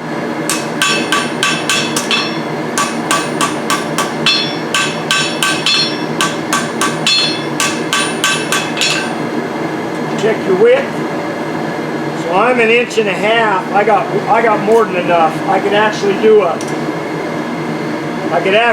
1-inch box jaw with this one, but we're just going to stick with the plan.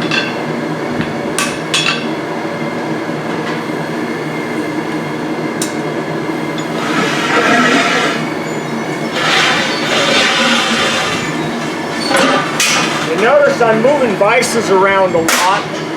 Depending on the vice I like to use, I like this one here because it's got a sharper jaw. It'll make the bends easier on this box jaw compared to this one here. The jaws are a little more rounded, so I don't get a clean, crisp bend in it. So this one here is nicer. You notice my vices are on discs. Everything in the shop's as portable as possible so I can move stuff around. So that's always a good way of doing it if you can.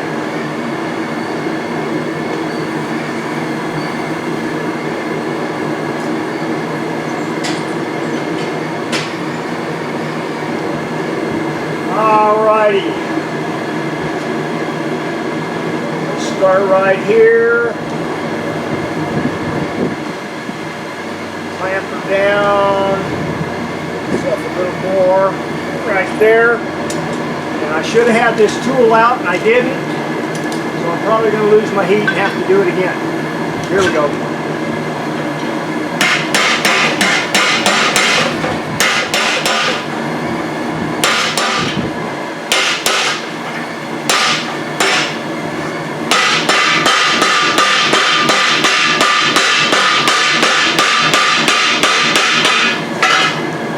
Okay, so what I used was just a blunt punch, because a lot of times it's hard to get the hammer into the corner. Alright, so it's just a blunt. You can use a square bar, whatever you want, but it's hard to get the hammer right in here to get that. So if you start with the punch, it'll go way better.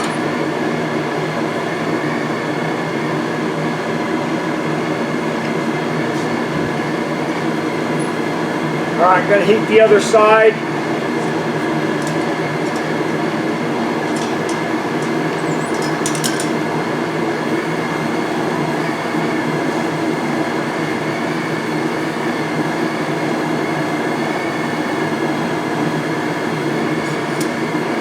You want to make these a little looser than 3/8 or 3/4 because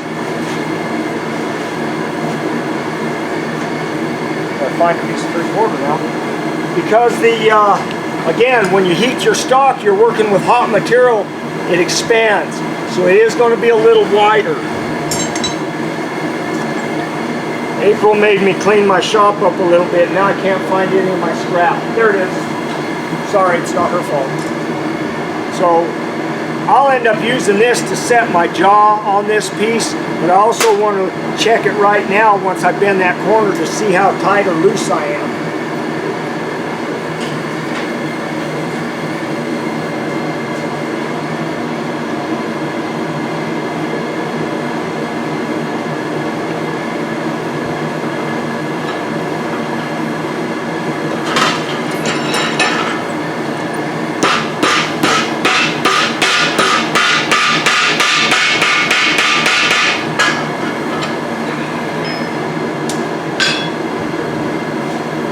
Not bad, like that,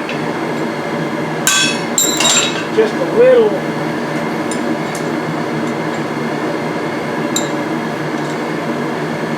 loose, so I can close that up a little bit,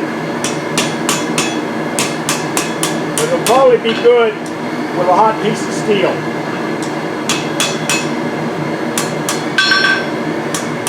So this one, on to the boss on this one, and then we'll do the reins. Now, I'm going to show you something in a minute. Matter of fact, I'll show it right now. So remember I said I probably let that cool off too much. I need to reheat it. And then I went ahead and hammered it anyway. So here's what happened. I got a crack on that edge.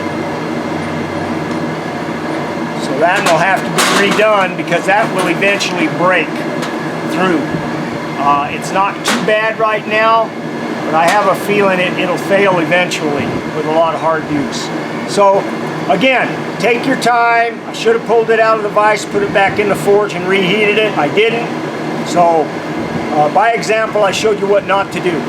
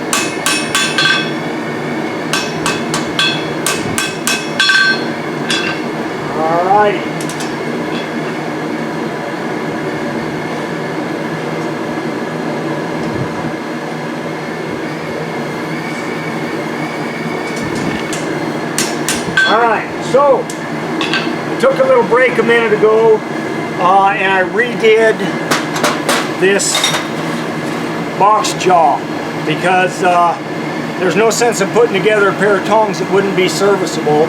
So that edge was broke, it wouldn't last long. So I just took the time, rebuilt another one. Now we'll move on with putting this pair together.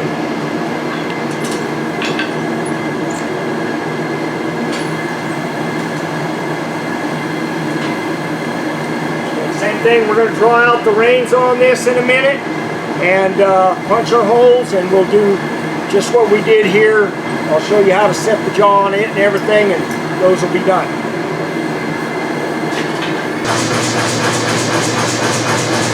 Okay, I'm just going to start drawing the reins out on this one.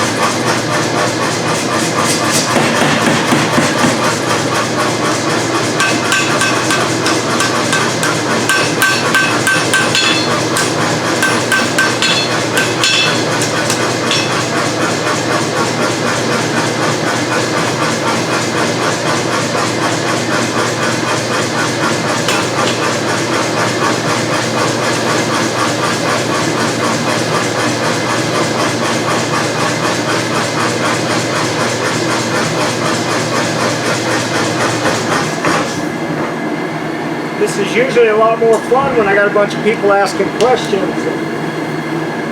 So You ever get burned? do I ever get burned? Yeah. Never. Why would I get burned? I'm smarter than that. Was your granddaddy a blacksmith?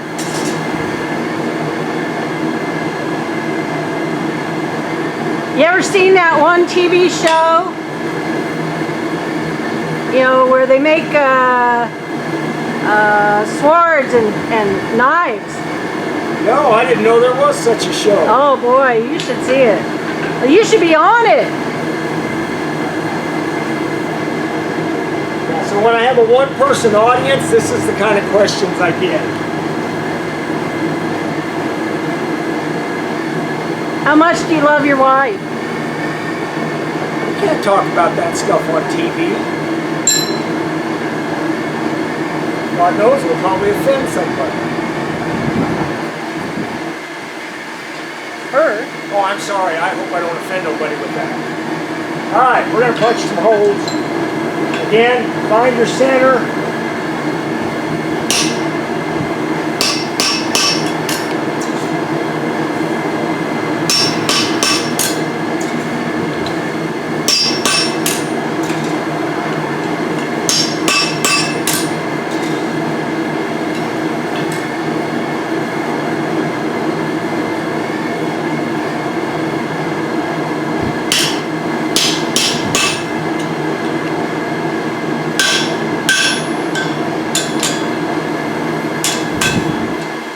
Make sure you use the edges of your anvil to keep your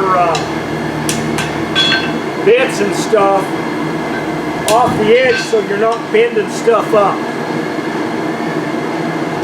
Makes your life easier.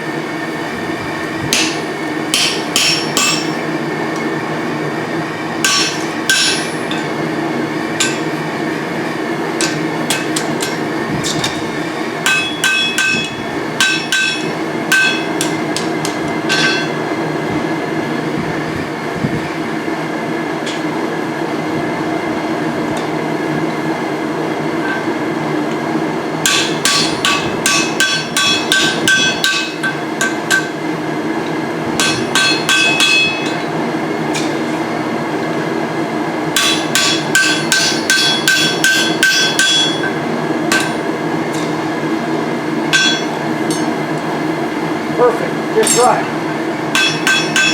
By the time I clean it up, it may not be. It'll do.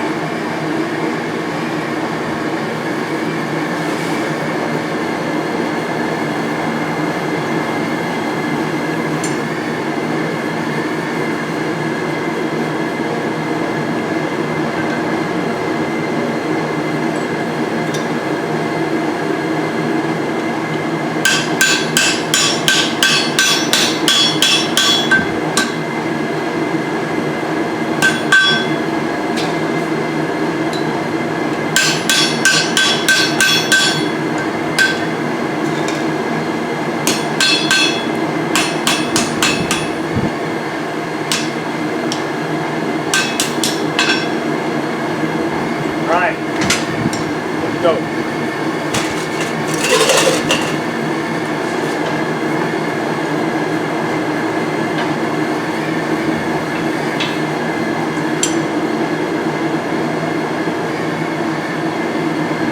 If you're making lots of tongs, it's kind of nice just to coach up a can full of these things and have them on hand. I just use a hot cut and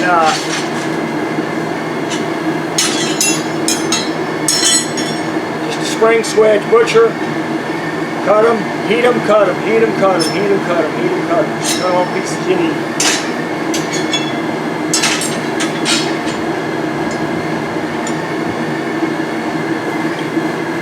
Okay. Make sure you get them right. You don't want to do that. Make sure they're lined up in the right place. Probably before you quench them, it's a good idea to make sure everything's going to go together. But that'll be pretty good. It'll be stuck apart anyway when I do it. All right, right over left, left down, right over top.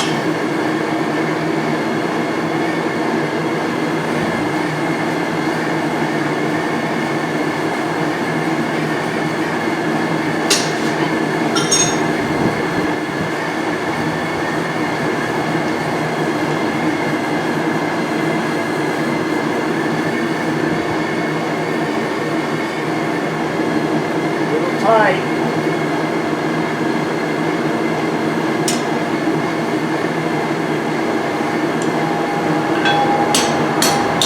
There we go. That's why I like to make them a little loose. I'd rather not fight them and have them gall.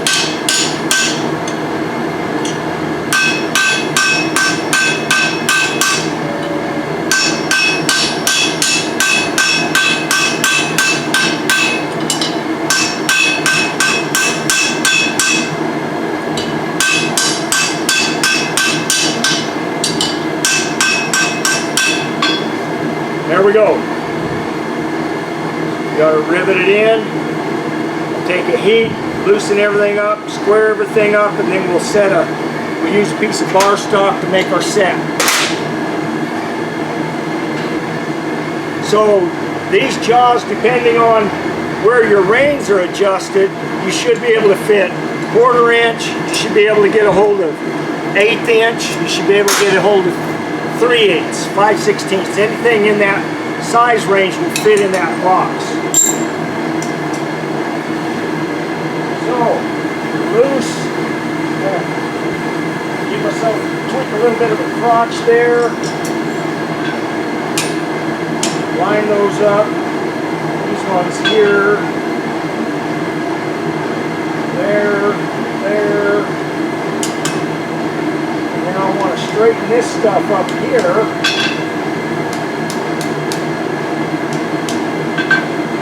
That I'm in line. Just hammer that down in a little bit.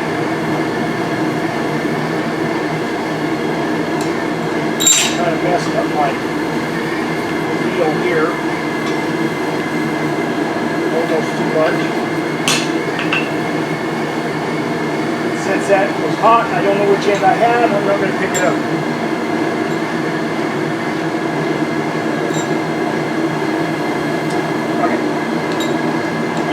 Everything's hot. What the heck? Alright.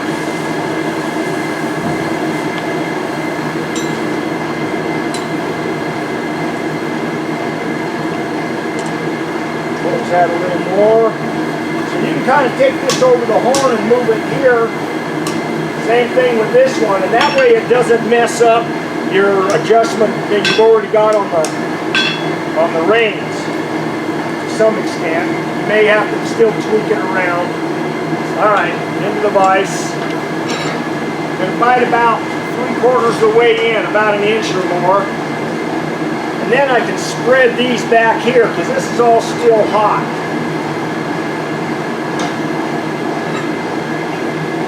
Then I want to look at it, see how everything's lining up.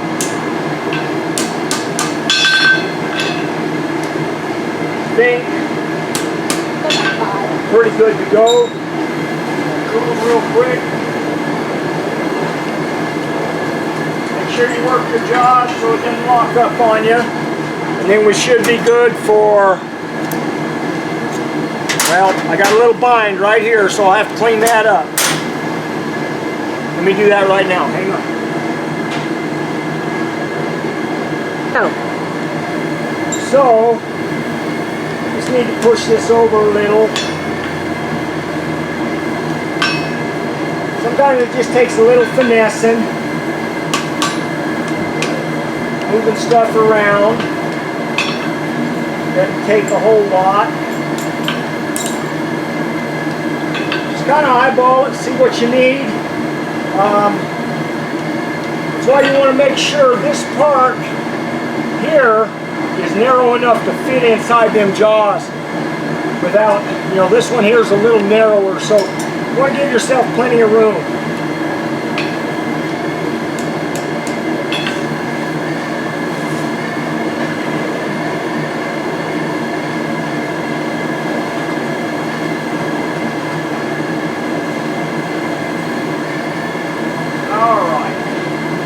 Much better. If it feels like it's sticking on you, give it a tap like that. It usually comes right loose. But this should grab this stuff just fine.